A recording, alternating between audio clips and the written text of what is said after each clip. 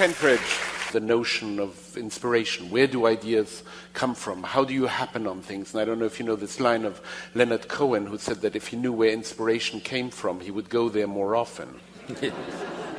All I can do is I can find strategies to enable ideas to happen. And I know the one way they don't happen is by trying to write down good ideas. They can happen through this kind of improvisation. They can happen through striding around the room. Pacing. They can come from fortunate pieces of mistranslation or misunderstanding, much more often than from pieces of good, clear reasoning or understanding.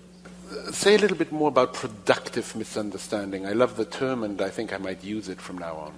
When my daughter Alice was about 3, I was telling her a story about a cat. The cat was being chased by a dog, and the cat ran through the cat flap and was saved. And I heard her retelling the story. Cat was being chased by the dog, but it flapped its wings and escaped. And so it was what we do when we hear things which we half understand. We're constructing possible ways that they could be right. An energy of generation of thought and solution. But there is something about stalking an image, about simply pacing around and around the studio until either a moment of decision or a moment of certainty for the first mark. One of the things about strolling or walking and trying to work out what is the degree of tension you have while moving or while drawing or while making a performance. And you can very often divide things into very clear different degrees of tension. I said the first level, the most relaxed level, the lowest level of tension.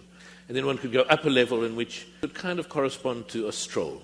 And then you get to a 4th degree of tension, which sometimes happens as the drawing is getting closer. And that has to be when there's a kind of an intention, a desire. So you don't simply walk, but you go somewhere because you want to get there. And then a 6th degree of tension would correspond to a kind of passion, when things are really, which would be like commedia dell'arte, where everything is very emphatic and a statement is made, not just because you're interested in it, but because you have to say it. When you're drawing, it has a very strong and clear and gestural mark in it.